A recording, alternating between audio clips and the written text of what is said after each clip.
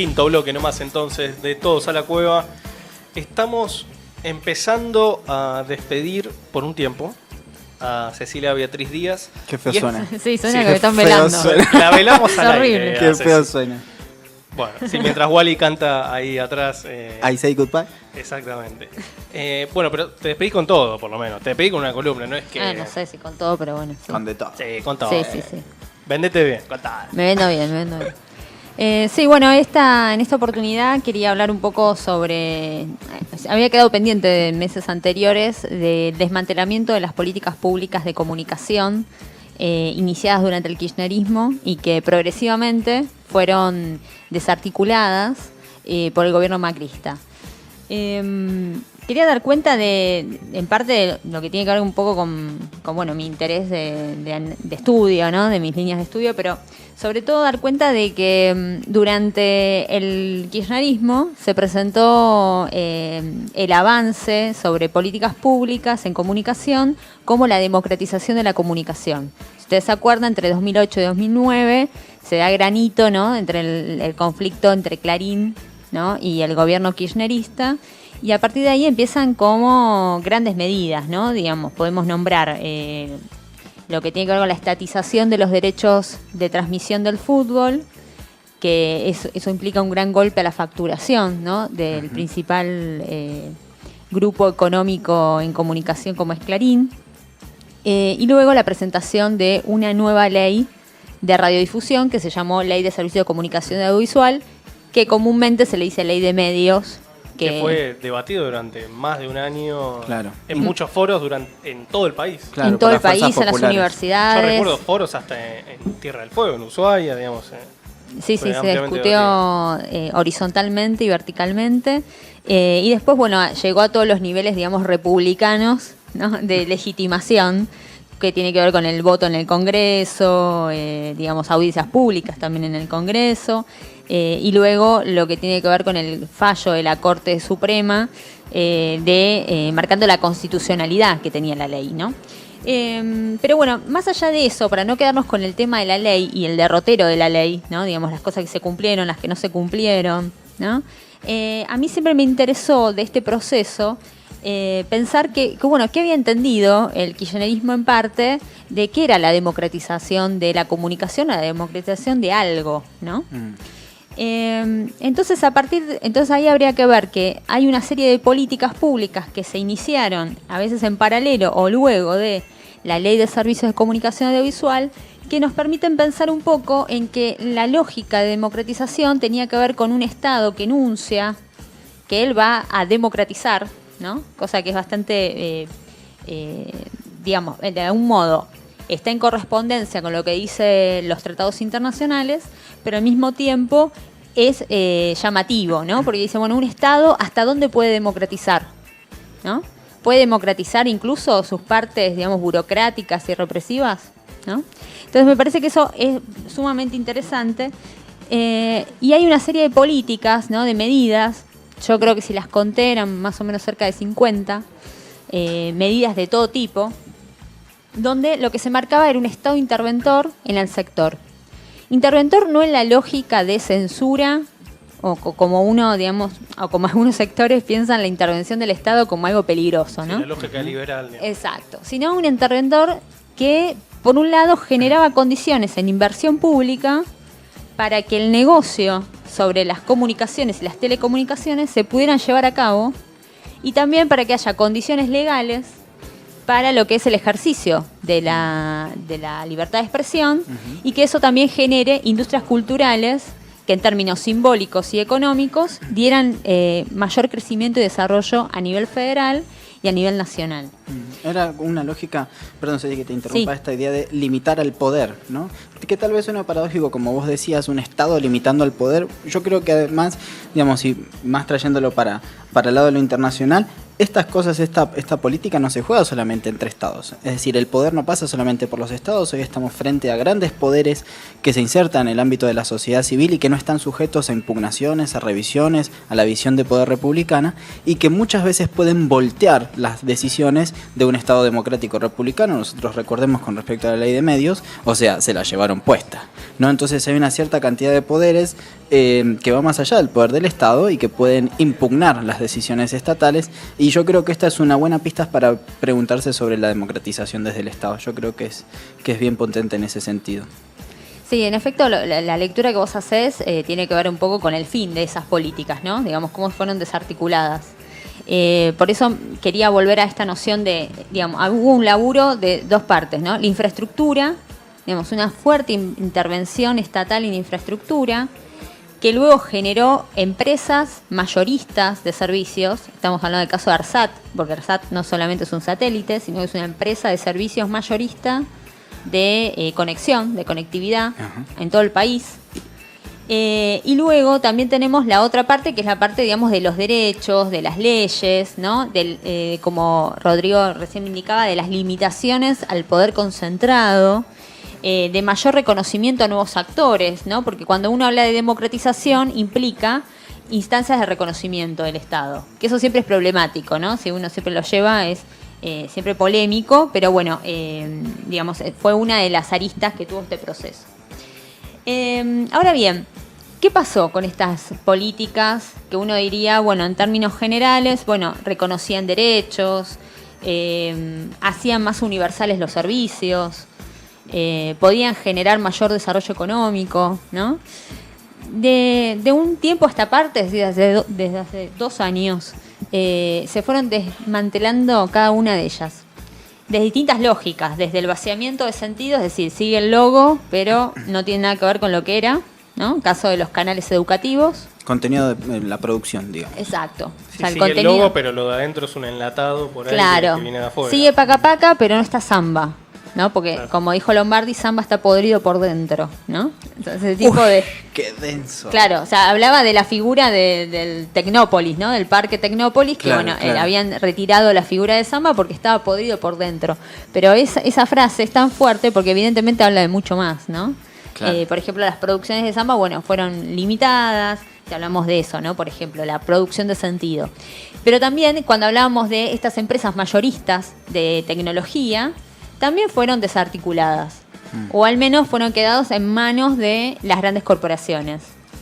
Entonces ahí también vemos que esa intervención del Estado fue dejando de lado, y después todo lo que tenemos que ver con una serie de servicios que daba el Estado de manera gratuita, que fueron llevados nuevamente al mercado y entonces tienen un valor de mercancía, ¿no? El caso más paradigmático que todos conocemos es el caso de los derechos de fútbol, ¿sí? Como otros tantos.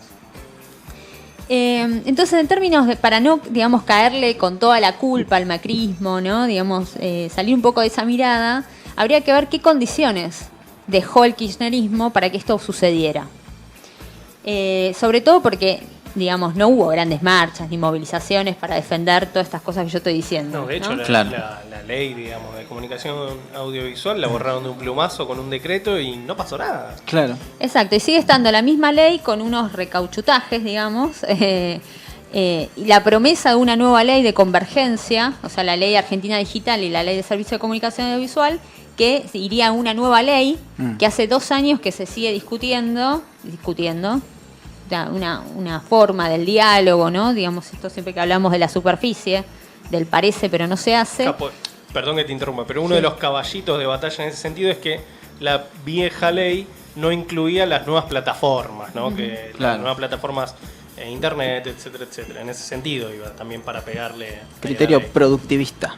Claro, siempre la ley tuvo una serie de críticas como muy relamidas, ¿no? El hecho de que, bueno, la ley nació vieja, la ley es contra Clarín, ¿no? La ley no incluye toda la tecnología, o no incluye el financiamiento, ¿no? De esos nuevos medios. Entonces hay como una serie de discusiones ahí que están un poco pendientes y que, bueno, en el caso del macrismo se cumple esa máxima neoliberal, ¿no? Que no hay mejor ley de comunicación que la ley que no exista. Claro. Entonces lo que hoy funciona es eso.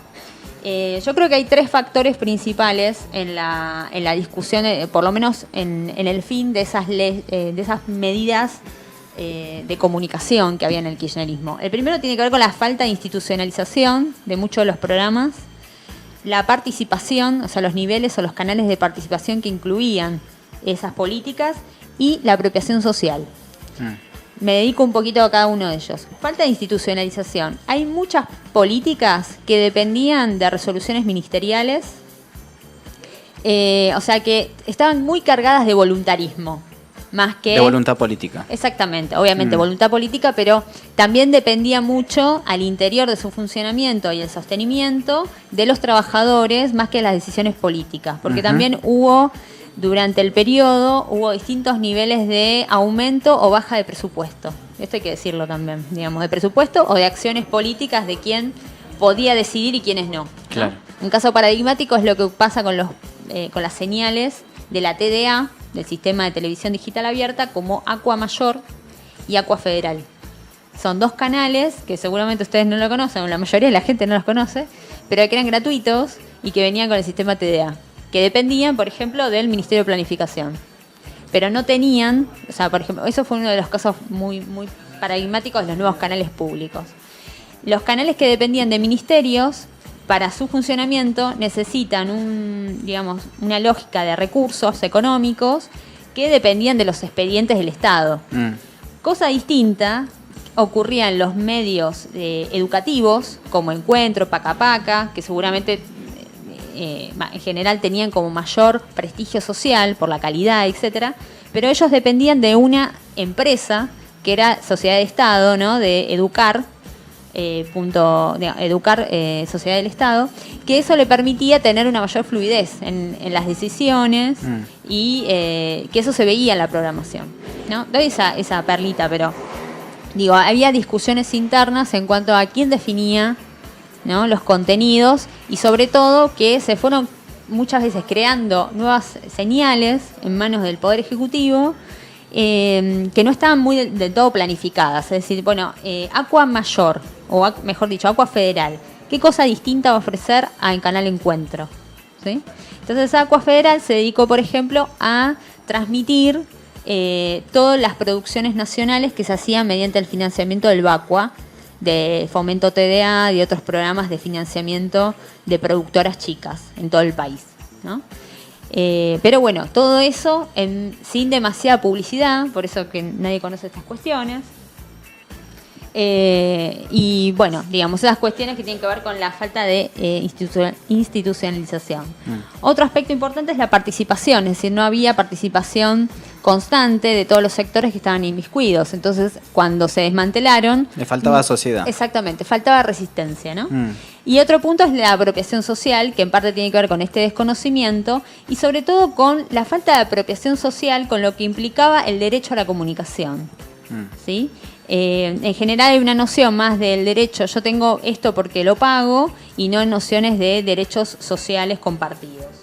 Entonces, en todo caso, lo que tenemos ahora es la desdemocratización, es decir, el desmantelamiento de todos esos procesos. Uno, ¿por qué tendría a pensar, bueno, qué fue lo que ocurrió si todas estas medidas no se llevaron a cabo totalmente? Digamos, la ley nunca se cumplió en su totalidad y hay un montón de leyes, o de, qué sé yo, la TDA no alcanzó su máximo de cobertura. Habría que pensar en todo caso en la huella populista, ¿no? Populista en términos de Laclau, ¿no? O sea, hablar del sentido político que implica iniciar un proyecto de democratización de algo, de lo que sea. Porque la democratización nos obliga a preguntarnos a cómo queremos vivir. Y eso inevitablemente para las corporaciones y para los estados represivos, eso implica, digamos, un peligro. Entonces siempre la pregunta por la democratización tiende a ser subversiva, tiende a ser peligrosa y sobre todo inquietante, porque nunca sabemos hasta dónde puede llegar. Brillante. ¿Cerramos acá? Sí. Ah. Si querés sigo, pero no tengo problema. Pero No. me iniciaron... Nos están retando. Nos están retando, no Nos están sabemos. retando del fondo. ¿Sigo? Bueno, sigo. Si quieren doy cuenta de algunas cuestiones más. Hubo una serie de medidas durante estos 2 años de desmantelamiento, ¿no? Hablábamos de la ley, hablábamos de TDA que fue dado de baja, pero también habría que tener en cuenta que todo eso queda. No quiero terminar con una idea tan sombría. No solamente la huella populista, sino también que hay recursos humanos, o sea, hay muchísimos trabajadores. Yo a partir de mi tesis tuve que entrevistar a muchos trabajadores de distintos sectores, de niveles de decisión, en estas políticas, y la verdad que lo que uno se encuentra es por lo menos con 2 generaciones de trabajadores que primero había muchos que tenían una experiencia en el ámbito privado y que pasan a lo público y se encuentran con algo, o sea, con una propuesta que tiene que ver, por ejemplo, los que estudiamos comunicación, que es como el ideal de lo que uno siempre soñó, ¿no? Entonces hay algo ahí de la ilusión, de la militancia y demás que yo creo que no se ha perdido. Moviliza. Y eso es lo que en parte explica cierta mantención durante el periodo kirchnerista de algunas políticas, que muchas se sostuvieron más a pulmón que por decisión, ¿sí? Por más que se iniciaron por decisión, se sostuvieron a pulmón. Y entonces me parece que ahí hay una noción muy clara, hay un horizonte, que es la idea de que puede existir un ecosistema de políticas públicas, que es lo que pasó en comunicación, por ejemplo, que todas esas políticas se fueron iniciando, todas tenían que ver una con la otra directamente, aunque sea con el sentido, aunque sea con la relación, la articulación, ¿sí? Había ahí todo un sistema de retroalimentación. Y después el hecho de que puede haber otra televisión posible, puede haber otro escenario mediático posible. Digamos, se puede pensar en una... digamos, que no todo está perdido en esa instancia. Entonces eso me parece como lo más interesante. O sea, y después, bueno, hay otro aspecto, ¿no? Que por eso hablo de la huella populista, porque en estas políticas de comunicación lo que se ponía en juego también era todo un proyecto político. Si uno analiza las políticas públicas de comunicación, se va a encontrar que siempre hay algún tipo de vinculación o de articulación con lo que tiene que ver con la inclusión social, con desarrollo económico federal y autónomo, con integración regional, porque había muchas políticas que tenían que ver con integración, por ejemplo, Ventana Sur, Mica Sur, que es el mercado de industrias culturales, etcétera. Y sobre todo, por ejemplo, con la lucha de derechos humanos. Las políticas de memoria que inicia el kirchnerismo están muy vinculadas con las lógicas de las políticas de comunicación.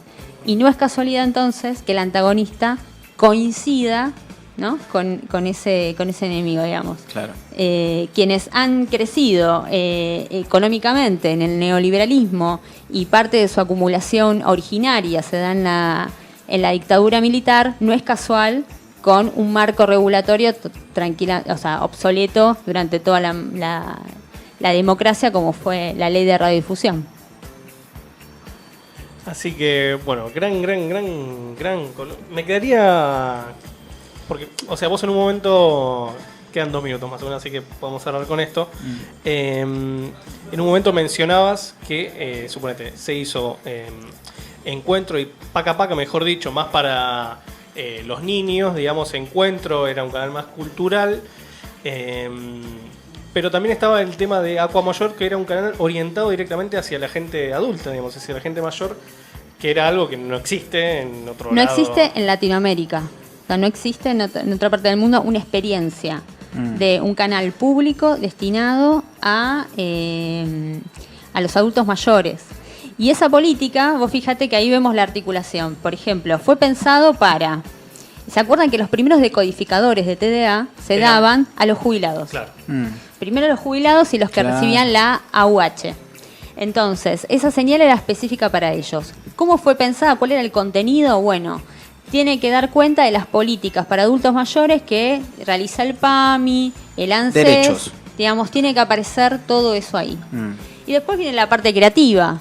Si uno ve o ha visto ese canal, se va a encontrar con que la mayoría de las voces eran voces de personas mayores. Sí, yo recuerdo porque tuve, digamos, la TDA en su momento y no recuerdo haber visto muchas producciones porque recién se estaba... pues bueno, después me cayó un rayo, me quemó la TDA, etcétera, pero sí, es todo muy gracioso. Historia de vida. Y después no pude ver más nada de TDA. Pero hasta lo que yo había visto es como que estaba arrancando todo este proceso y que la verdad que era algo... A mí me sorprendía porque no era algo que yo hasta ese momento no había visto en ningún lado. Exacto, o sea, tenía como una vinculación directa, por eso hablo de ecosistema de políticas públicas. De alguna manera todo tenía que ver con todo, ¿no? Alguna de las críticas que se le hace a ese proceso se le suele decir, bueno, en realidad no eran políticas públicas de comunicación, sino la comunicación de la política pública.